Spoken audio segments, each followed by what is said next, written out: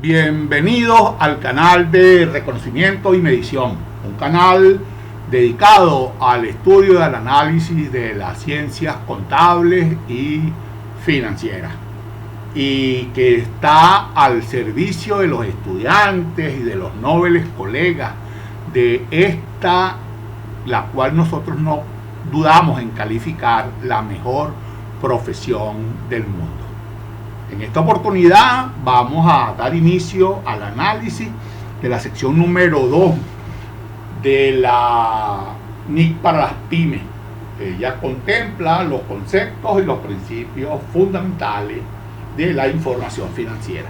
Nosotros le calificamos a esta sección de sumamente importante. Todas las secciones son importantes, pero esta reviste unas características especiales por su contenido especialísimo. Sin más preámbulos, pues démosle inicio al análisis de la sección 2. El alcance de esta sección está en el hecho de describir cuál es el objetivo de los estados financieros de las pequeñas y medianas entidades. Las pequeñas y medianas entidades emiten información de carácter general, no nos olvidemos. Y esa información de carácter general debe tener unas cualidades y unas especificidades propias para que ese usuario, tercera persona, pueda arribar a mejores resultados y pueda tomar mejores decisiones con la información que dispone. También establece esta sección algunos o los conceptos y principios básicos que subyacen en la información financiera. ¿Cuál es el objetivo de los estados financieros? El objetivo de los estados financieros no es otro más que brindar información a las terceras personas interesadas en la entidad para que ellas, con el análisis que hagan, basado ese análisis en sus conocimientos primarios, básicos o profundos que tengan de las ciencias contables, puedan arribar al mejor conocimiento de la situación financiera, del rendimiento, de los flujos de efectivo, de la posición o del resultado del patrimonio de la entidad para un momento determinado o para un periodo de tiempo determinado. La complementación de esto se da en las regulatorias que acompañan, que forman parte del cuerpo de estado financiero. La administración de la entidad recibe de parte de los dueños de la empresa recursos financieros, recursos materiales, recursos humanos para que eche adelante la operacionalidad de la empresa.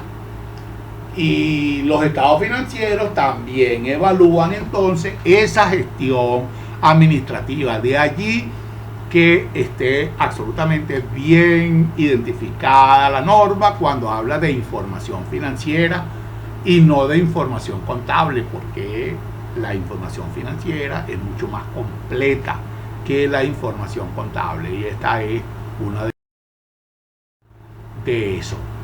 La información financiera está, por supuesto, integrada por una serie de conceptos o de elementos que deben revestir ellos, los elementos y el trabajo que con ellos hacemos, deben revestir una serie de características cualitativas importantísimas en su consideración para que sean preparados y presentados en los estados financieros. Uno de ellos es la comprensibilidad. Los estados financieros tienen que ser formulados de manera comprensible, y la manera comprensible tiene que ver también con el elemento del conocimiento razonable que debe tener el usuario tercera persona para poder comprender esa información.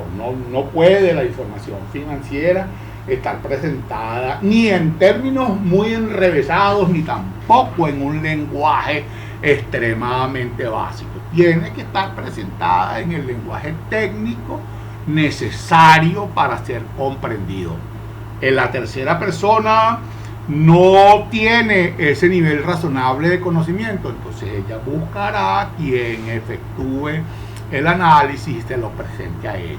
Sin embargo, esa necesidad de presentación comprensible de la información no es una excusa para dejar de presentar un tema, por ejemplo, que pueda parecer a los ojos de alguien como muy complejo. No, él forma parte de la información y él tendrá que estar en los cuerpos de la información y de los estados financieros.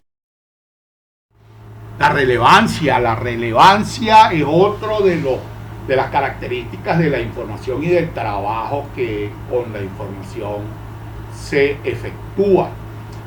La relevancia tiene que ver con la aparición de elementos de partida en la información financiera y en los estados financieros, por supuesto, para que las decisiones que se van a tomar se tomen sobre la base de una información que esté clara y completa.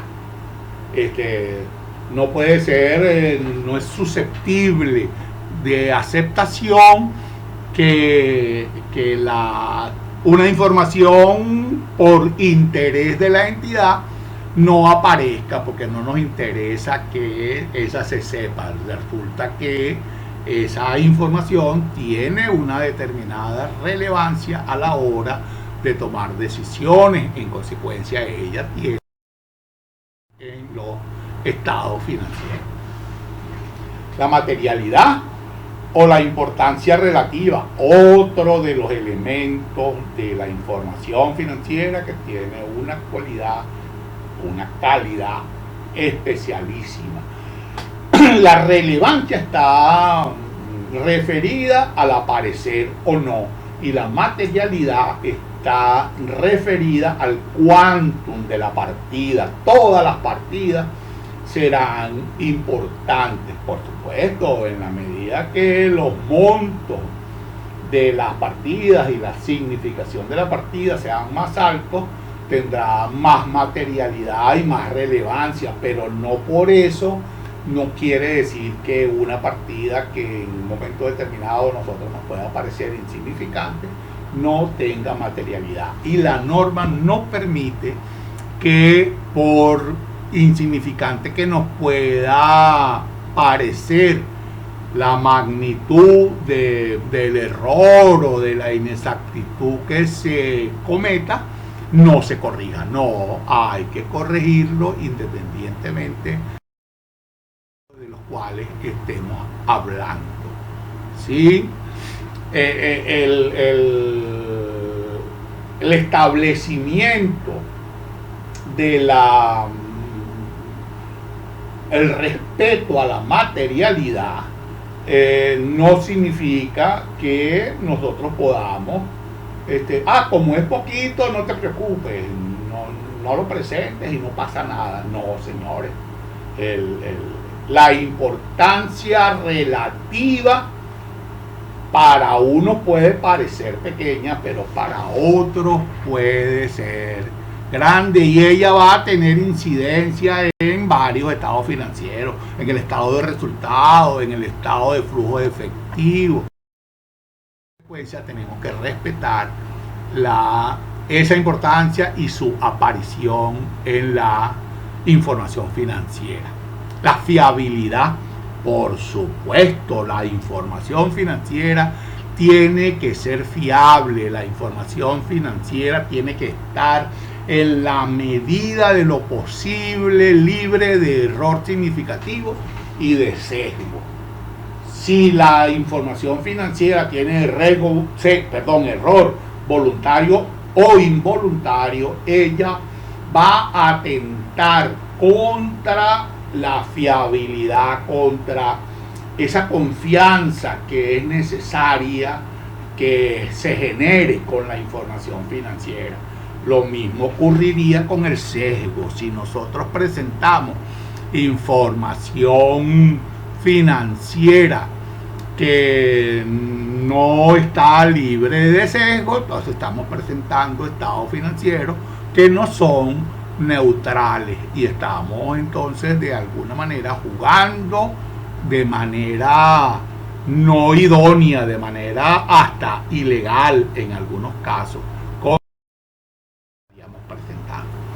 La esencia sobre la forma. Hasta hace poco tiempo la forma legal era el elemento más importante, o uno de los elementos más importantes a la hora de registrar las transacciones financieras en la entidad que realizaba la entidad. Hoy nosotros cambiamos con la aparición de la norma, cambia la esencia económica, pasa a tener mayor preponderancia por encima de la forma jurídica. Y por ejemplo, nosotros alquilamos un local donde funciona el departamento de ventas, por decir algo, y ese local que tenemos alquilado reúne todas las condiciones para ser considerado activo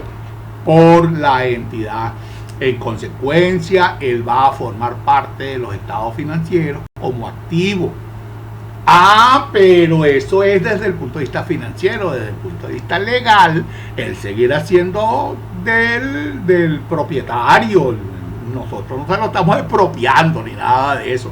Sencillamente, desde el punto de vista financiero, lo estamos presentando como un activo. Ese hecho simple, indiscutiblemente que va a mejorar la fiabilidad de los estados financieros, porque nosotros estaremos diciendo ese local donde funciona, que aparece en nuestro estado financiero, en nuestro estado de situación como un activo, y que en el estado de resultados aparece la depreciación del bien y tal y qué sé yo. En la nota revelatoria se dice: ese local comercial es de la empresa o del señor fulano de tal, y lo tenemos alquilado por tanto tiempo a un canon de arrendamiento X, Y, Z. Eso dará mejora importantísima a la de los estados financieros. La prudencia, otro de los elementos indiscutiblemente que revisten importancia capital en la información financiera. Son muchos los elementos de incertidumbre que se presentan con la información financiera. Elementos de incertidumbre, por ejemplo, mejorarán las ventas, cobraremos todo lo que nos deben, nuestros costos irán a incrementarse, nuestros gastos aumentarán. A la hora de presentar la información financiera y de trabajar con la información financiera, nosotros tenemos que ser prudentes con esto y presentar los ingresos, por ejemplo, sin hacer sobreestimaciones de ellos, porque las sobreestimaciones pudieran dar pie a que se generen falsas expectativas. Y lo mismo pudiera ocurrir con los costos y los gastos. Nosotros tendríamos que ser prudentes a la hora de presentar costos y gastos de manera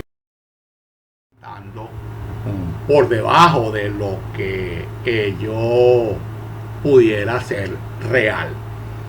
El ejercicio de la prudencia, en consecuencia, no permite esta infravaloración deliberada de activos o ingresos y la sobrevaloración de pasivos y gastos. Tenemos que buscar equilibrio, un término maravilloso. En síntesis, la prudencia, el sesgo. Si llegaron hasta aquí, mis queridos amigos, muchísimas gracias por su atención y les pedimos por favor que se suscriban al canal para continuar nosotros preparando materiales de este tipo. Gracias y hasta luego.